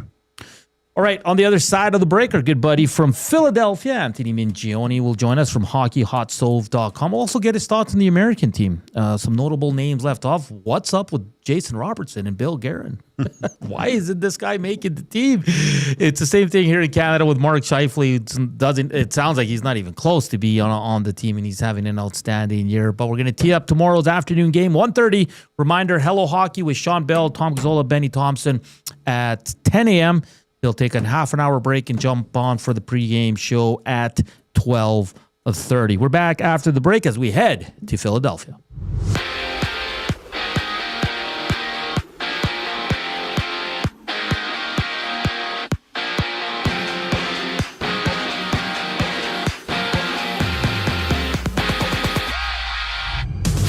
Quinn, Hutson, and Ike Howard have been called up to the Oilers. Hutson is first in AHL rookie scoring with 19 goals in 26 games this season for the Condors, while Howard has 23 points in 16 games. On the ice right now, it's Vegas and St. Louis. The Blues up 3-2 over the Golden Knights. About 9 minutes left in the second period. There's 3 other games around the NHL tonight. The Rangers and Panthers face off, while the Wild and Ducks matchup. We also see Seattle and Vancouver dropping the puck. In Minnesota, it's Canada and Slovakia duking it out at 6:30 for quarterfinals action at the World Juniors. Right now, Sweden and Latvia have 8.5 minutes left in the third. It's 5-2 for Sweden with a total of 4 games tonight. Meanwhile, Finland, Sweden, and the United States have unveiled their rosters for the upcoming Olympics. No Mattias Ekholm for Sweden, while Jason Robertson misses a cut for the States. Elks news, Brock Mogensen has signed an extension with the Double E, with the 25-year-old now locked up through the 2027 season. NBA action, the Hawks and Knicks battle at 5:30 with 10 games on the schedule. Anthony Mingioni checks in next here on EST Afternoons. I'm Zachary Kubish, and you're up to date. When you cater with Royal Pizza, you're getting the same great pizzas, pastas, and salads you love, just bigger and built for a crowd. Perfect for teams, offices, or parties, Royal Pizza's catering brings real value around $10 per person. Delicious, high quality, and easy. If you like their pastas, you'll love their catering pastas even more. Visit royalpizza.ca or contact your local store for exact pricing and details. So come on home, Royal Pizza, still making it great. From the first time on skates to wearing a special jersey passed down through generations, Sentinel Storage is here for you. Store your sports gear and seasonal items to create space for all life's adventures. Try 4 weeks free at sentinelstorage.ca. Proud partner of Hockey Canada and the World Juniors. New Year's Eve, join River Cree Resort and Casino for a spectacular show like no other. Get ready for Material Girls, an amazing tribute to Lady Gaga, Adele, Shania Twain, Madonna, Blondie, Pink, and Cher, capturing all the elegance and essence of these mega stars in one unforgettable concert experience. Material Girls, December 31st in the venue. Hurry, get your tickets now at rivercreeresort.com. River Cree Resort and Casino. Excitement? Bet on it. Running your own small business takes courage, and as it grows, so does your team. That's why Alberta Blue Cross offers health, dental, life, disability, and wellness benefits designed for small businesses, because we know a healthy team means a thriving business. Join over 5,000 Alberta businesses who have chosen us to help their business grow and succeed. Alberta Blue Cross takes care of you and your employees, so you can take care of your business. Visit ab.bluecross.ca to find a plan that's right for you.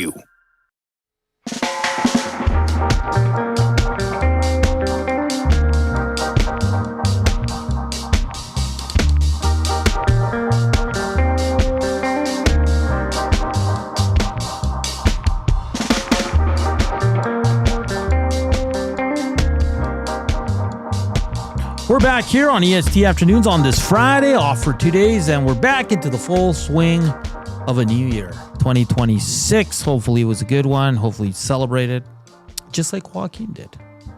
Too much. That's great. You let loose, Joaquin. I did. Let the proverbial hair down, as they say, which was tough because I have none. Hey, our next guest is brought to you by Old Country Towing, Edmonton's most trusted 24/7 roadside rescue team, fast, safe, and reliable for over 15 years. Whether it's a game day or a snowstorm, we work as hard as your favorite team to get you going. Call 780-986-6088 for all your towing needs. Weird New Year's Eve with the rain, eh? Oh, it's like, what are we doing? It was like I said, it took me at least 15, 20 minutes to chip the ice off the windshield. It was crazy. Absolutely. A little bit of snow falling once again. A lot of snow so far this winter, but we're trucking along as we welcome in Anthony Mingioni from HockeyHotStove.com. Anthony, how's the weather in Philadelphia? Cold. I got to tell you, it's been we just got back from a hiking trip out in Arizona. So we a couple days just before New Year's, and came in, and it was just, it's in the it's just freezing cold, two snowstorms, and it is what it is. Any minus? You guys get minus 30? No, we do not. I'm not going to come here complaining to you guys about that. I'm just not. It won't work. Well, you can complain. Coming from Arizona hiking to slushy snow, that's got to suck. It was a bit of a paradigm shift for sure. Hey, Anthony, always good to have you on. Hopefully the holidays were good, and New Year's, like you said, you were in Arizona just before. But let's talk about this Philadelphia Flyers team that you cover. Actually, no, sorry.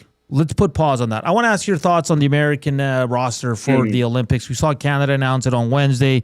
There was a lot of discussion about certain defensemen, certain forwards. What say you about the American team? Some notable names left off: Cole Caulfield, Jason Robertson. But overall, I think Joaquin and I like their defense. We like their goaltenders, and their offense is very, very good still. Yeah, it's still good. It's just some definitely some surprises. I mean, we kind of knew there had been some whispers that Adam Fox was kind of on the outside looking in, which, there's something about him that apparently that the management, it seems they don't like. But he's one of those guys I certainly would have had on for sure. But Caulfield was a little bit of a surprise in this case. But I do wonder in some ways, again, you look at some of the names that are on the roster, and a lot of them are guys that you kind of, that are veterans that you kind of expect that are going to be on the team. But I do think, and I've kind of mentioned this in a recent article I did for Hockey Hot Stove, when I was looking at the Travis Sanheim making Team Canada and Travis Konechny not, is that I think teams are looking at the logistics of the ice surface in Milan and saying, all you need to just look at, obviously Tom Wilson being added. Obviously he's having a pretty good year, but I just look at it and it's like they're leaning in that direction. These are the kind of the players that they're looking for.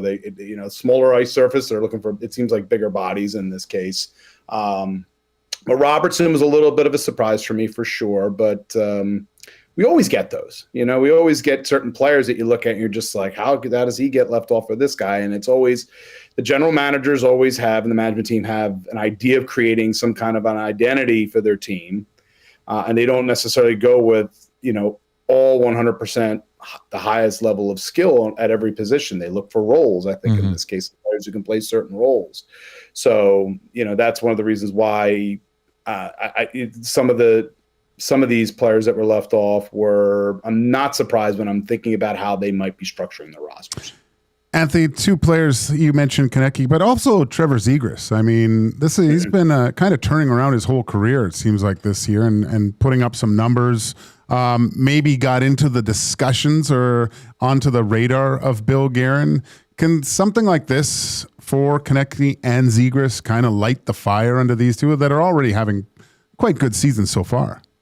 They are. Zegras has been, I think, throughout the season more consistently good throughout the entire year, whereas Konechny's, had from a goal scoring standpoint, I mean, he went from, I think it was November 6th to December 3rd without a goal scored. And now this month he's back. I believe it's 8 goals, 9 assists. He's having he had a great December. But if you're, trying to get on the roster, the idea of the roster for Team Canada when they're trying to build a team a certain way, and again, Konechny, he's a great player, but he isn't always as detail oriented as he should be defensively, and I think that's something else that Team Canada looks at. He does turn over the puck. On a Flyer roster, you can kind of on a team like the Flyers, you can kind of look past it a little bit, but when you're trying to put the best of the best together, it's tight. I think it was just going to be a tighter window for him.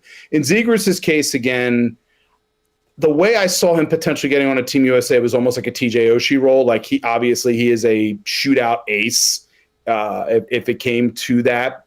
But I think Team USA just had a lot of other options, and they're looking at Zegras and saying it's a great year he's having. If they're looking at more of a total body of work over the last few seasons, that's maybe where they're looking at with him. But that being said, they're both having excellent seasons for the Flyers and are big reasons why the Flyers are in the position they're in right now.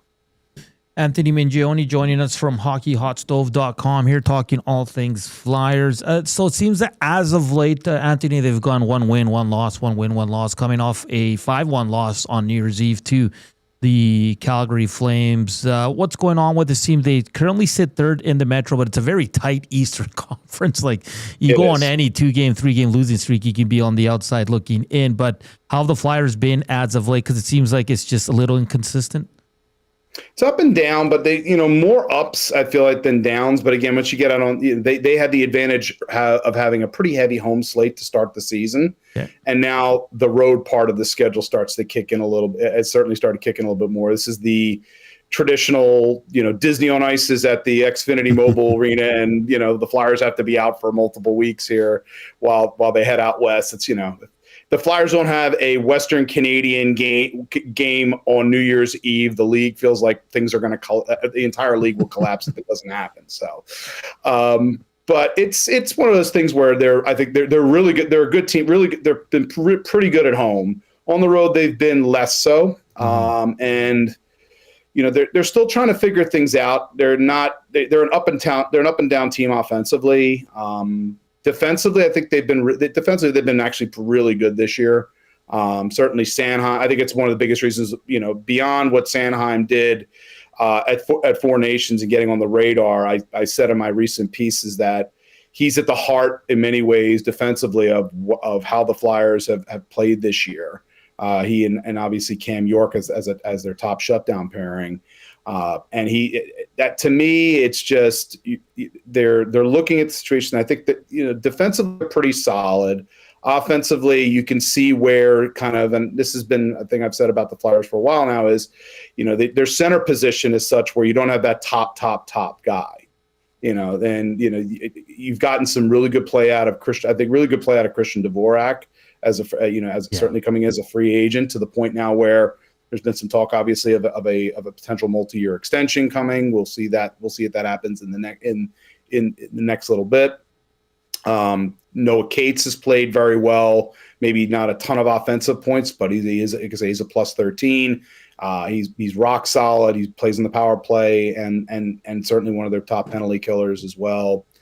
Their wing depth is where it's at for them offensively. But if they get up, they get a bit of a mixed bag sometimes offensively. You would like to see more out of Owen Tippett consistently for what he's being paid. Matvei Michkov obviously has been enough of a talk of conversation here. He's having, certainly a sophomore slump season. That's been well reported. He's got things to work on. If there's anybody who's looking forward to the Olympic break, it's probably him, just to kind of get himself, because he's been short shifting a lot, obviously, throughout this season, because he just seems like, with that injury he had and coming into camp, kind of behind the 8 ball physically, he's had a tough go of it this year. And that's the reason why he's kind of playing on the third line. We're seeing spurts of Matvei's skill, but, he's still not able to go on like what I would call like long, extensive shifts without really looking like he's almost out of air. By the time he gets off the ice. So these are things that obviously he's trying to rebuild. But again, it helps that you have a dynamic player like Zegras to kind of, add that additional offensive juice that they haven't had in the last few years on the wing. It's just, for me, they're like a top 6 center away from really being a team that I think can hold the position they're in right now. Right. But, I could easily also see them potentially slipping at some point here, and because things are so tight in the East. So, if you're going to ask me if I'm sort of convinced that the Flyers are a playoff team right now, I think some of my colleagues might be a little more bullish on that. I'm still in a wait and see mode when it comes to that. So, Anthony, just saying that they find themselves third in the Metro. They're going into a stretch of some tough road games. Is this the kind of the make or break? Does it all depend on these next road games to see if they can not only maybe hold one of those top 3 spots, or do you see them maybe more scratching and clawing with those wild card spots when all is said and done? The schedule, obviously, it's tough for everybody this year, and I think that's a part of it right now, trying to get the recovery, I think. But every NHL team is kind of dealing with that right now. But for the Flyers, you've got talent on the wing, but the center position is more workmanlike. The other biggest problem they have is the fact that they're always playing from behind. They've had a lot of games this year where they fall behind 1-0, and then they they've been good at rebounding from that. That's one of the things I want to see in the new year is, them stop digging themselves, even though it may be a small hole. If you're having to constantly play from behind every single game, if you're going to overtime as often as they were, in many games this season, and again, that's a league-wide pattern, but the Flyers certainly have had a lot of extra hockey they played, even going back to last season. They had a lot of overtime games as well. That's one of the reasons why I'm worried about over time, where, just kind of wear and tear with a lot of extra hockey and having to effort from behind all the time. That's where I'm still in that kind of, I'm not completely convinced, that they're going to be in that spot the whole year. Anthony, I guess we can look to one part of their game, 30th on the power play right now. What's not working for them? Because there is a lot of skill on this team. Skill, I mean, it's the power play has been an issue in Philadelphia for, honestly, going back to when Joey Mullen was I think the last time the Flyers had a really good power play, Joey Mullen was in charge of the power play. It's one of those classic things where, it has to be a combination, I think, of both execution, both concept with execution. Tockett's big thing has been, instead of, perfectly set up plays, he believes a lot of goals are scored due to chaos, creating chaos for the penalty killers. And teams have figured out for a while, that if you can neutralize Trevor Zegras, the movement of that power play goes down substantially. They also don't have really they don't have a real point person. I think Cam York might be, but they've been using Jamie Drysdale.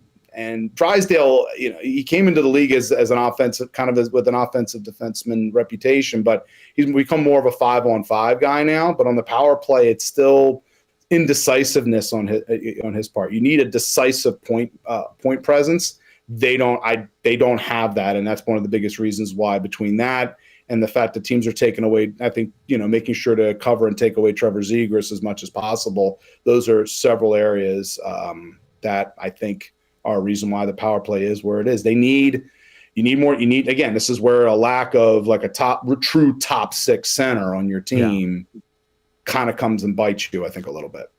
Anthony, great stuff. Thank you for taking the time to join us. Have a good weekend. Enjoy the game tomorrow, and I'm sure we'll chat again. Sounds good, Hernan. Thanks for having me. All right, that's Anthony Mingioni from the hockeyhotstove.com. Go check it out. They got some really good stuff there, of course, all over the Philadelphia Flyers there, who's currently third in the Metro.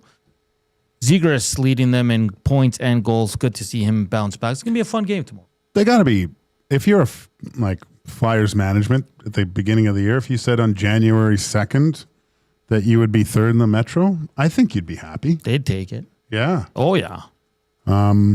Just imagine if they can get that power play. The one number that sticks out to me, because just looking at the numbers in the Metro, the goal differential +5, right? Of course, you see Carolina +13, Caps at +15. They're the third best with the goal differential. So It's obviously a commitment to the defense. Maybe we're seeing that Tocchet style defense that we saw with the Canucks, right? So, they're like he said, they're one play, like that good solid second line center that can help out a little bit, or even like a top end defense. Well, I'd say Sanheim. So. He's their guy. Yeah, but he's really good, man. He's on Team Canada. Yeah, I mean He's really, really good. Anthony Mingioni joined us on the Old Country Towing video hotline. On the other side of the break, it's time for the Screw It, Let's Do It parlay. Got a few options with the Saturday game as well. And we're going to hear from Ike Howard. He met with the media today following their practice down at good old Rogers Place. That's still to come here. Of course, at 3 o'clock, Reed Wilkins, Jay Milne take over the airways. They have a fun show. They got handsome Luke Gastic on. So it's always a good time. Wow. So don't go anywhere. Then tomorrow, Hello Hockey, pre- and post-game shows. We're all over it. And, of course, alongside friends from EST. We're back to close it out here on EST Afternoons on Edmonton Sports Talk.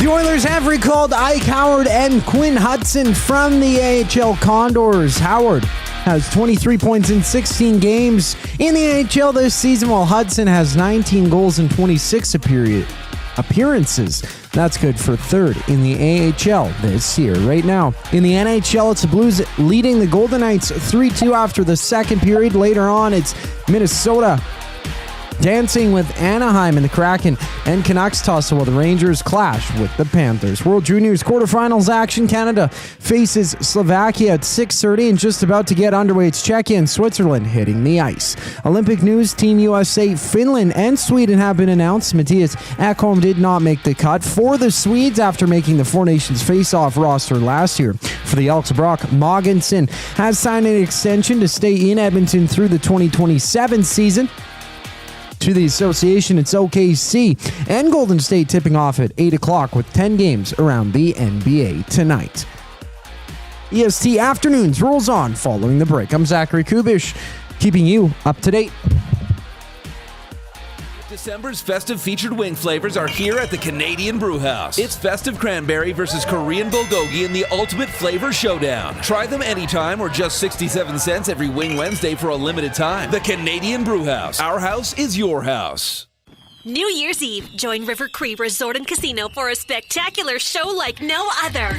Get ready for Material Girls, an amazing tribute to Lady Gaga, Adele, Shania Twain, Madonna, Blondie, Pink, and Cher, capturing all the elegance and essence of these mega stars in one unforgettable concert experience. Material Girls, December 31st in the venue. Hurry, get your tickets now at rivercreeresort.com. River Cree Resort and Casino. Excitement, bet on it. You've heard the name, but what does it mean?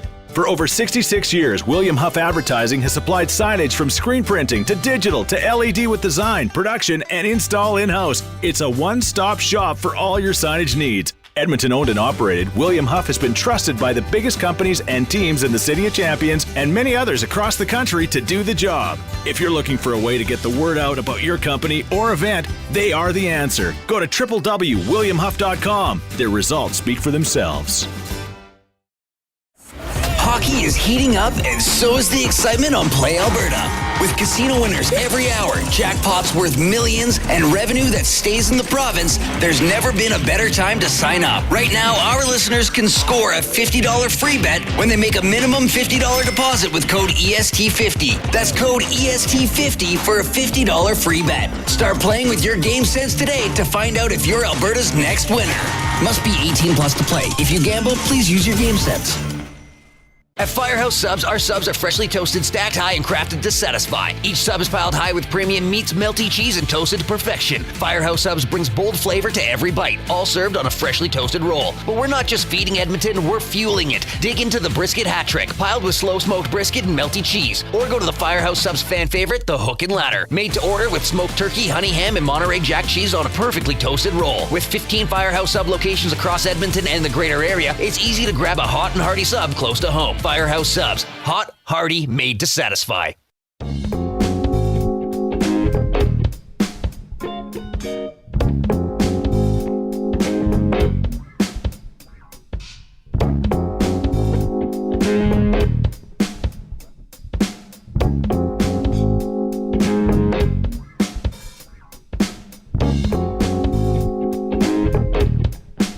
We're back here. Final segment. Joaquin Gage, Hernan and Salas, Zach Kubish. How you doing out there? What's up on this weekend, Joaquin? You just gonna relax, recover? Well, the work week starts, so probably a lot of prep for next week just to get it all ready to roll. Yeah. And yeah. Let's go. That's about it. Watch a hockey game. There's some football. The football's going to be great. I believe, if I'm not mistaken, if we look at, sorry, I had this already, but yeah, it's 64 days, 6 hours, 14 minutes, and 12 seconds until Australia Grand Prix. Oh, nice. Not only that, NASCAR. 2 months, man. Indy. 2 months, essentially. That's it. It's going to be great. That's great. And you know what I'm trying to do? I don't know, can't remember if we talked about this. This could have been a dream. It's kind of in a daze the last 48 hours, but I'm going to try to enjoy January. Yeah, because it usually sucks. Yeah, and you don't enjoy it. I'm with you. I'm going to try to enjoy this January. Really take in what January has to offer, if you know what I mean. And like Evan Bouchard embraced it. Yeah. You know who we're going to embrace too? Ike Howard. Let's hear from the young man after his 16-game stint down in the minors that saw him score 23 points. That's pretty damn impressive. He's on the kid line with Matthew Savoy and Quinn Hutson. And here is Coop's going to give me the thumbs up when he's ready. See how he feels, the young man. Yeah. On his way back. The Iceman. The Iceman's back. Here he is. Being sent down in November and build on it. There's a lot of guys would go down upset or complaining or complaining and say, why am I going back down? Yeah, I was just excited to get down there and start a different chapter in my pro career, and I think it was great. Everyone down in that locker room was awesome. The coaching staff, they made it pretty easy to mesh with that group quickly, and it was awesome. And you find that the league is a little better than people give credit for, the American League. Everybody says, it should be in the NHL, but the American League's a pretty good development league to play with big minutes and that sort of stuff. Yeah, 100%. I think it's a great development league. Obviously I was getting a lot more ice time, a lot of looks on special teams, things like that, which is great, which is what I wanted. And I give credit. I think it's a great league, and spending the last 5 or 6 weeks there was a great experience, and nothing bad to say. How do you feel, I guess, different or getting called up this time compared to the start of the season? Like just getting the experience in the NHL, having that AHL experience now, how do you feel this time compared to the start of the NHL season? Yeah, it feels different in a way. Like it's just way more in the flow of the season. Played a lot of games now to where it kind of feels like the call-up's different than my first NHL game. There's just less emotion. Feels more like another game, which I think is good. Just go out there and play hockey. It's the same thing. So obviously I was still really excited, but it feels like I have more experience now and maybe more calmness coming back up. What about the possibility of playing with Hutson and Savoy maybe tomorrow? You guys are on the same line here today. Yeah, that would be exciting. Both those guys are great players, fast, shoot the puck, pass. I think that'd be young too. So I think that would be fun, and I think we'd have potential to do some pretty good things out there. I think just going back to your time in the AHL, you were just named Player of the Month in December, so congratulations on that. Thank you. Where would you say your game has grown the most? Where did those extra reps really kind of help? Yeah, I think a big thing was just getting in the flow of the pro hockey down there and playing games consistently and learning to hold on to the puck more, find more of my game and making little plays, passing, shooting. I think just kind of more calm with the puck and maybe even just more confident, getting a lot of shifts and getting in the flow of games. So it was great. What can you tell us about the strengths of Quinn Hutson and his performance as of late? Yeah, he's a shoot-first guy. He's great at getting open, and obviously he's got a great release and shot, and finds the back of the net a lot, and he can make plays as well, off the rush and 3-on-2s, things like that. So it's been fun to play with him. How does it work? All right, that's a bit of Ike Howard there meeting with the media. Great. I mean, that's what you want to hear from a young player. And you kind of smirk like majority of the players don't go down there and pout. Maybe internally. You were going to be upset. Yeah. But I try to think of, and I've played with a few guys way back when that had really poopy diapers, right? But I can't remember a guy that really, shut it right down because he got sent down. I've never played with a guy. I've played with guys that are mad and things, but once the game rolled around, it's not like they just hummed and hawed out there and didn't try to get back, So, yeah, that whole mystique of guys going down and just I don't know if you've watched. Do you ever watch Arrested Development with what's his name? What's lead singer of Wham? George Michael. George Michael Bluth. When he just comes in, there's that meme where he just comes into the house and lays down on the carpet. Oh, like, yeah. It's not like that. Yeah. So, yeah. And so he's young. He knows what they've obviously. The Oilers have been in good conversations with these guys when they're down there. I think the communication is a lot different than when I played. And he's like the one thing that I took from there, what he says, it just feels like another game, right? So that's a guy that's confident and can't wait to get going here. And I like what he said. He goes like I'm learning to like take more time, not making the quick play right away all the time, because I've noticed I do have the time, I do have the skill. Because when you're up with the big boys, you're like, I got to give it to this guy. I got to give it to that guy. I don't want to screw up. Yeah. Right. So good on him.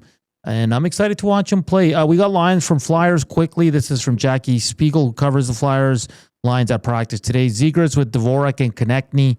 Couturier with Tippett and Barkey. Kate with Brink and Michkov. Grunstrom, Ebels, and Hathaway. Defensively, York with Sanheim. Andre with Drysdale. Sealer with Rich Delanen.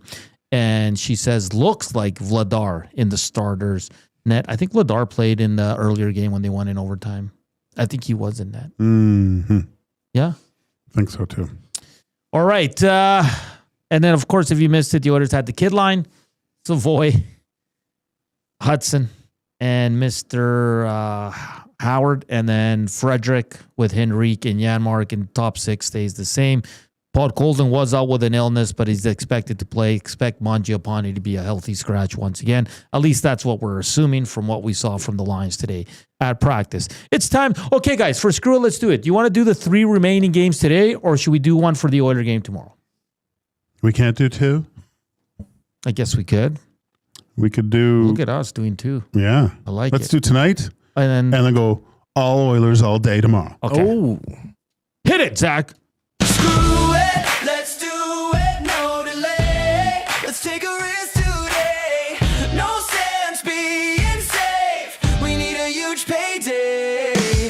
All right. Screw it, let's do it. Probably brought to you by Inside the Numbers for Play Alberta. Just sprinkle 50 and you'll get a $50 free bet or casino bonus. EST Sports, EST50, EST Casino are your promo codes. Who wants to go first? What's you? Me? No, it's Cube, actually. I thought I went first yesterday. You went first Wednesday. No one did anything yesterday. You might have went first, but no one knew about it.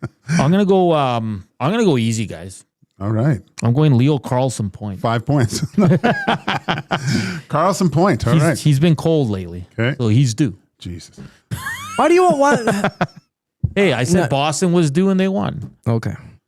Go ahead, Cager. We got a minute, guys. We gotta move swiftly here. Hurry up, Coob. Oh, it's Coob. No, he just said, okay. He just said Gage, you'd mess me up. Brad Marchand point. And I got Quinn Hughes point. Actually, I'll go goal for Brad Marchand. Jeez. He has goals in his last 3 games. So he's due not to score. No. See, that's why. What did you say? Quinn Hughes point.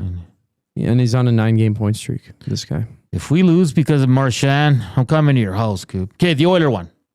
I don't know if they'll have odds up though for the young guys, so we got to be. I'm going Draisaitl point. Okay, this guy's got to get going. Coop. I was gonna go goaltender stat. Well, we don't know who's starting, obviously. I'm gonna go Nuge point. Nuge point. Okay. I'm gonna go Zegras point. Okay. Is that fair?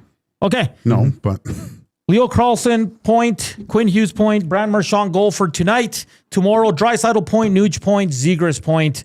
And let's ride. All right. Big shout out to Anthony Mingioni. Everybody enjoy their weekend. Enjoy the game tomorrow. Reminder, we're all over it tomorrow starting at 10 a.m. with Hello Hockey, then pre and post 12:30. And then following the game, the boys will jump on to break it all down. And hopefully they're talking about a win. Enjoy your weekend. We love you. Thank you for the thumbs up. Thank you for the messages. For Joaquin Gage and Zach Kubish, I'm Hernan and Salas saying, Go Niners! We'll talk Monday as we're back for good in 2026. Chowders!